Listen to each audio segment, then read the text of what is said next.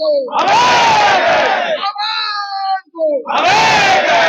वर्गीकरण नहीं चलेगा, नहीं चलेगा, नहीं चलेगा, बंटवारा नहीं चलेगा, नहीं चलेगा, नहीं चलेगा, आर्थिक शोषण नहीं चलेगा, नहीं चलेगा, नहीं चलेगा, सामाजिक बंटवारा नहीं चलेगा, नहीं चलेगा, नहीं चलेगा।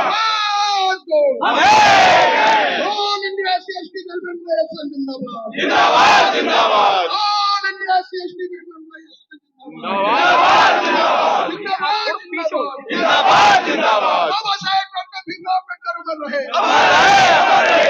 ये एक साजिश है हमारे नेतृत्व विहीन समाज को करने की, और एक ये साजिश है समाज को बंटवारा करने की, समाज को बांटने की। मैं इस मंच के माध्यम से ये भी कहना चाहूंगा कि कोई भी समाज ये न समझे कि किसी समाज ने, किसी अमुक समाज ने हमारा आरक्षण खा लिया है, हमको आरक्षण नहीं मिला। जिस तरीके से हमने मेमोरेंडम के माध्यम से मांग की है कि अगर इसी तरीके की कोई बहुत अच्छी मतलब सोच ऐसे समाज के लिए है कि जिन लोगों को अभी तक आरक्षण नहीं मिल पाया है, तो अलग से एक व्यवस्था बनाई जानी चाहिए। जब सामान्य वर्ग के लिए ईडब्ल्यूएस लागू किया जा सकता है, तो अनुसूचित जाति जनजाति के लिए जातीय जनगणना करके पहले तो उसके आरक्षण का प्रोपोर्शनेट जो बढ़ना चाहिए वो बढ़ाना चाहिए, और जिस जाति को आरक्षण से वंचित आज तक रखा गया है उसके लिए अलग से आरक्षण दिया जाना चाहिए। मैं समझता हूँ ये समाज को बांटने का काम है, समाज को कमजोर करने का काम है, और सामाजिक आंदोलन जो एकत्रित होकर सारे सर्व समाज के लोग, अनुसूचित जाति जनजाति वंचित समाज और जितने भी हमारे समाज के लोग थे, आदिवासी लोग थे, वो एक आंदोलन को मजबूत कर रहे थे। कहीं ना कहीं इस आंदोलन को कमजोर करने का काम किया जा रहा है, बंटवारा किया जा रहा है, जिससे कि आंदोलन, दलित आंदोलन कमजोर हो जाए। पर सरकार ने कहा है कि ये फैसला लागू नहीं होगा। देखिए, सरकार ने सिर्फ क्रीमी लेयर पे चर्चा की है कि क्रीमी लेयर लागू नहीं होगा, तो सरकार की इसमें कहने की कोई जरूरत ही नहीं है। सरकार को इसमें कोई अपना टिप्पणी देने की जरूरत ही नहीं है। ये 7 जजेस की बेंच का फैसला है, और 6 जजेस ने अपना निर्णय दिया है, और एक जज ने जो निर्णय दिया है वो इसके विरुद्ध में दिया है, जस्टिस एम बेला त्रिवेदी ने। अगर उसके जजमेंट को पढ़ा जाए तो मालूम पड़ता है कि बाबा साहब डॉक्टर भीमराव अम्बेडकर ने इतनी मेहनत के साथ जो कॉन्स्टिट्यूएंट असेंबली में जो डिबेट की थी, उस डिबेट के आधार पर जो हमें वर्गीकरण, जो आज वर्गीकरण की बात की जा रही है, एक वर्ग में बाबा साहब डॉक्टर भीमराव अम्बेडकर ने एक शेड्यूल में लाने का काम किया था तमाम जातियों को।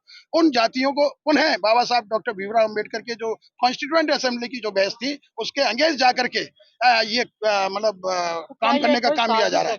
लेकिन 9 जजेस की बेंच ने, जो Indira Sahni versus union of India Mandal commission का केस जिसके नाम से जाना जाता है, उसने क्लियर कह दिया है कि अनुसूचित जाति जनजाति पर क्रीमी लेयर लागू नहीं होता। तो 7 जजेस की बेंच का तो लागू होने का सवाल ही नहीं उठता। जितने भी हमारे खिलाफ साजिश हो रही है, हमारे खिलाफ जितनी भी एट्रोसिटी हो रही है, हमें जितना भी प्रताड़ित किया जा रहा है, उसके खिलाफ हम अपनी आवाज उठा रहे हैं, और जब तक हमारी आवाज को सुना नहीं जाएगा हम उठाते रहेंगे। आपने देखा होगा 1997 और 1998 में जो आरक्षण विरोधी ज्ञापन, 5 आरक्षण विरोधी ज्ञापन जारी हुए थे, उसमें all India SC/ST railway employee association ने ऑल इंडिया कन्फेडरेशन की कंधे से कंधा मिला करके पूरी मदद की थी, और पूरे देश के अनुसूचित जाति जनजाति के रेल कर्मचारी उसमें शामिल हुए थे, और आरक्षण विरोधी ज्ञापन हमने वापस कराने का काम किया था, चाहे वो कॉन्स्टिट्यूशन अमेंडमेंट 77 हो, 85 हो, 82 हो, ये सारे अमेंडमेंट हमने वापस कराने का काम किया है। और आज भी जो वर्गीकरण का आदेश हुआ है, इसमें भी हम अमेंडमेंट बिल लाने के लिए भारत सरकार को मजबूर करेंगे।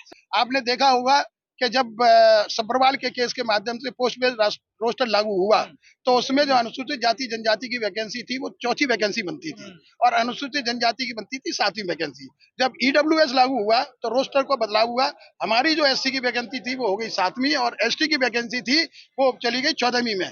अगर आप वर्गीकरण करते हैं, आरक्षण का बंटवारा करते हैं, तो आरक्षण के बंटवारे को 15% को कैसे बांटेंगे? ABC कैटेगरी बांटेंगे। तो किस तरीके से, जब आपके पास कोई गणना ही नहीं है, जनगणना ही नहीं है, जब आपके पास कोई आधार नहीं है, किस आधार पर आप वर्गीकरण करेंगे?